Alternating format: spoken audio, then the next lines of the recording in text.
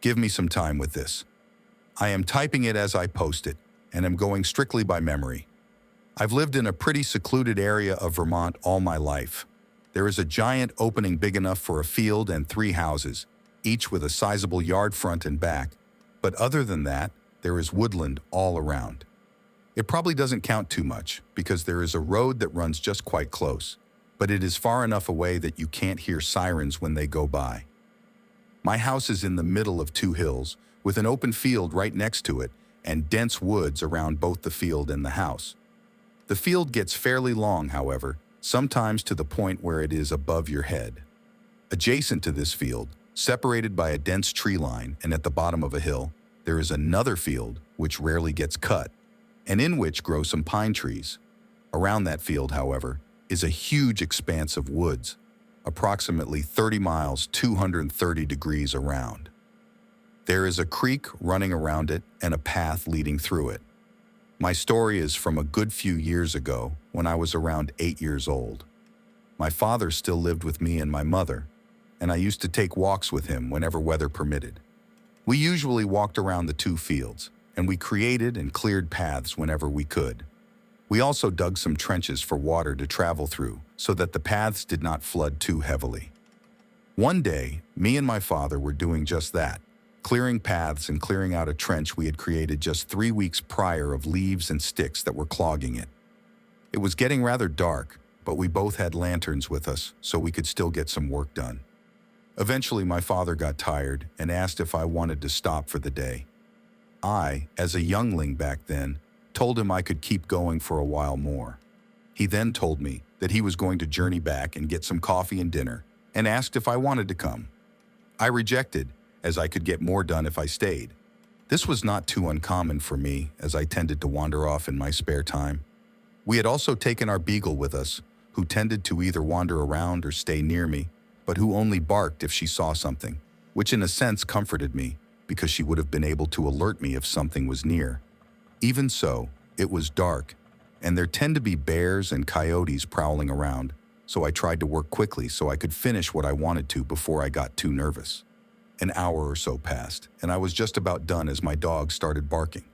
Turning toward her to see where she was barking, I noticed she was turned toward the creek. As I looked to where she was barking, I saw nothing. This was fairly abnormal, as every time she barked, it was at something in plain enough sight that I would be able to see it. So I was a bit uneasy. When I finished what I was doing, I turned to walk home. Around this time, I heard a low snarl behind me, too low to be a coyote or my dog, and too dog-like to be a bear. I, of course, checked my dog first, and noticed her cowering away, but not making a noise. Looking to see what she was cowering from, I noticed a black mass, akin to a giant dog, think St. Bernard but bigger, across the creek.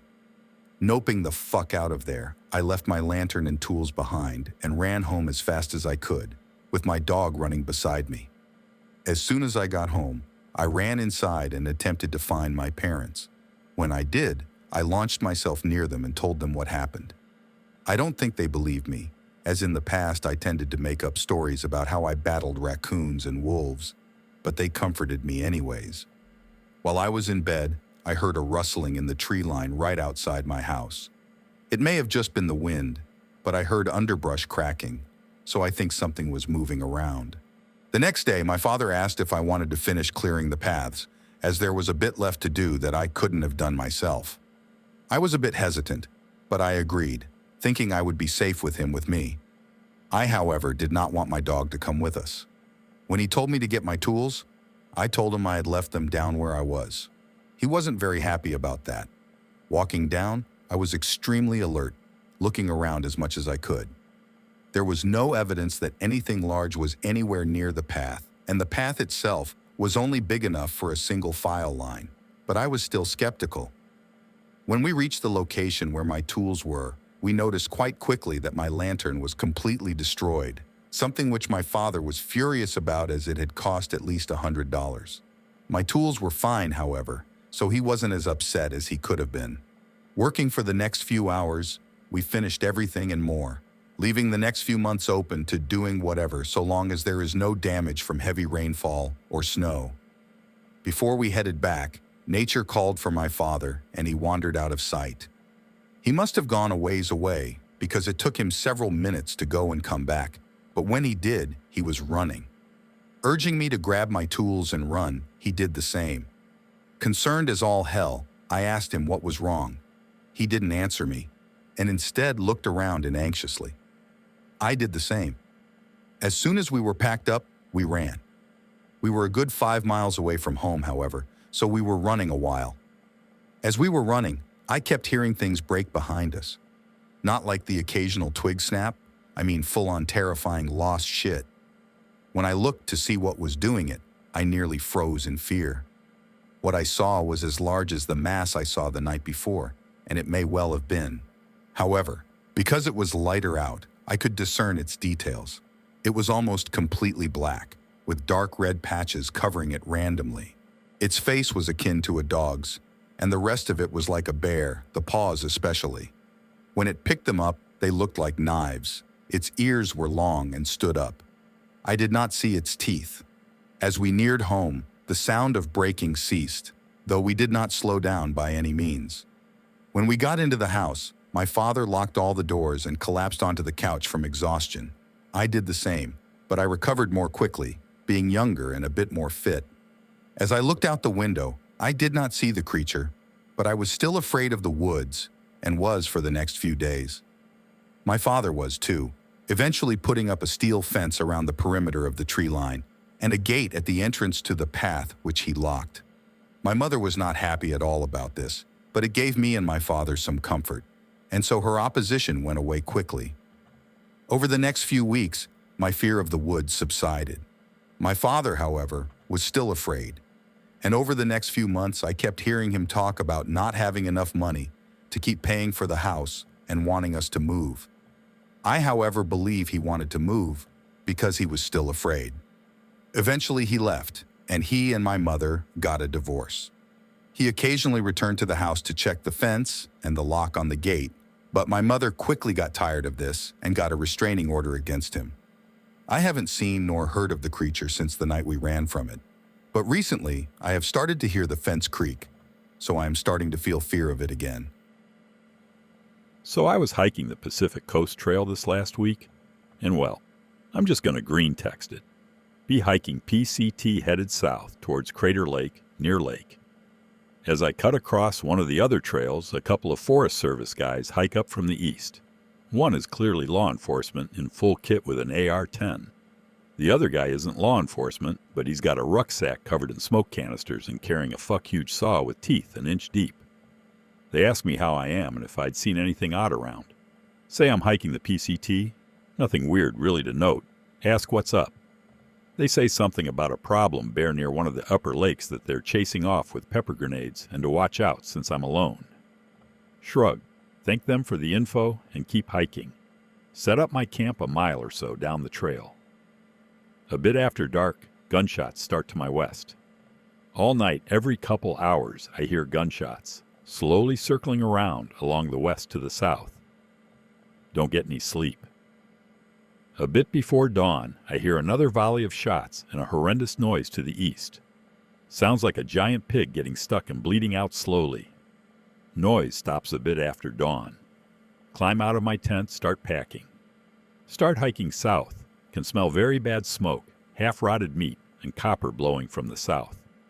The two Forest Service guys wander up from east. Law enforcement's pack is significantly lighter. The guy with the saw has one smoke grenade left, and the saw is covered with some kind of black stuff. Ask what the fuck was going on. The guy with the saw just gives me a shit-eating grin and says a bear.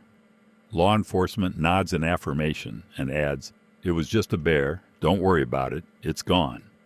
They are giving no fucks about the smell or the black shit on the saw that looks like it's smoldering. Ask if I need anything and wish me luck on my hike. Can't get any good sleep for the rest of my trip. Get home last night, realize my camera's just up and gone. What the fuck was that shit /K/? Be 5 or 6 years ago. Be in a woods, camping with friends. Remember local legend about a big old abandoned house. Decide to try and find it. 3 to 4 hours of searching the area, finally find it about 4 miles deeper in the woods from our campsite. House is falling apart, but the door is wide open. Wander around the downstairs with friends. Upstairs staircase is all torn up and rickety. Start hearing noises upstairs. Decide to investigate. Help give friend boost to second floor. Goes walking out of line of sight. Loud shrill scream from the direction he went. He books it back over the railing. Shit bricks /x/. Run vigorously. Screams follow us the whole way about a mile from the house. They finally stop. Dude, the fuck was that shit all about? Friend says, I opened the door, and there was this big-ass dog thing kinda. But it had a woman's face. It was just staring at the doorway when I opened it. Decide to take the 20-minute drive home when we get back to camp to get the Mini 14 as a team. Come back, campsite is shredded and there's this nasty vomit-like stuff everywhere. Fuck this. Going home. Go home, sleep on couch, don't talk about it the next morning. We all just head to our separate domiciles. That's fucked up. Did you ever ask your friend for more details on the creature? We talked a bit more about it. He said it was about the size of a large Rottweiler, maybe larger. He described it as lumpy, like someone put a really bad fur coat over an oversized dog skeleton. The face was like a young woman, probably 30-ish, but all cracked and disfigured. It screamed as soon as the light hit it and bolted at the door, which he slammed shut, and we ran like fuck. He said the room smelled terrible too. When he opened the door, it was like walking into a backed-up sewer. We were going to go back again this year, but I ended up moving to Oklahoma before we could. For anyone who wants to check the area out, the general vicinity is Etters, Pennsylvania, specifically Goldsboro area. The big-ass house might be gone by now. There was a fire in the woods a few years back. It was called something like Kunkel's Mansion, as the legend goes. Me 8 years ago. Family, dad, buys into a hunting farm up north. Nice place, probably 400 acres altogether, and then opens up into a national forest. Easy to get lost in if you stray too far from the main trail. Lots of springs with the best water you've ever tasted. Anyway, I, being a young lad of 15 at the time, had ventured off to find one of these springs. Friends and I had an interest in setting up a still to make moonshine. We were 15. Booze was hard to come by at the time. How we were supposed to do this was beyond me, but we knew we needed cold water. So I was out looking for a steady water source. I spent a lot of time going deep into the property looking for a good out-of-the-way one a hunter would be less likely to stumble upon. Find one. Good, clear tasting water and up next to a cliff-like face. Difficult to see from above or below. Spend the next couple of hours cleaning leaves away, making a nice little fireplace, etc. Watch the sunlight dip down. No problem. I took the ATV out. I can make my way back. Spend a few more minutes listening to the woods, the birds, and the wind. Looking back, it was probably the most at peace I'd been in the woods for quite some time. The first thing that made a flag of the fuck run up in my head was that it got real quiet. Actually, quiet isn't probably the right word for it. I mean, silent.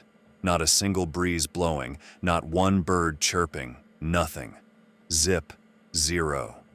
Suddenly, nostrils are assaulted by this terrible odor. Imagine if a skunk and a turkey vulture fornicating on top of a rotting carcass. Slowly, the odor changes from overpowering stench to just death. Seriously, there's no other way to describe it. It just smelled like death. Kind of like wet moss in a mausoleum.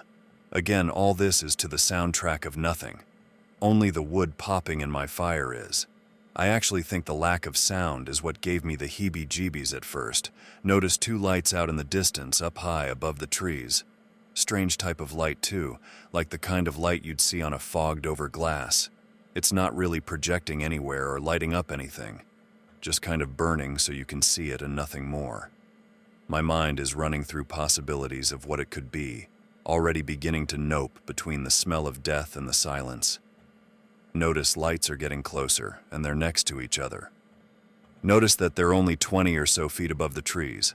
I'm already with my back flat against the cliff face at this point. I've already decided that whatever this thing is, I don't want anything to do with it. It was probably close to 70 or 80 feet tall. With the head of a buck, those eyes with that dull light. The stench was overpowering at this point. As it moved, it didn't knock over the trees, just kind of meshed through them. I could see that the deer's head was mangy and it looked like stuff was leaking out of it. All I can say about the body is that it was big, as I had bigger problems when it stopped. It paused for only a moment parallel to my campfire. If it looked down, it would have seen me. But it only paused, sniffed the air, and then in the largest bounds I've ever seen, darted away, headed north. After making sure that I was indeed alive, I lit the fire in the ATV and tore off back for camp. I don't think I slept for 2 months after that.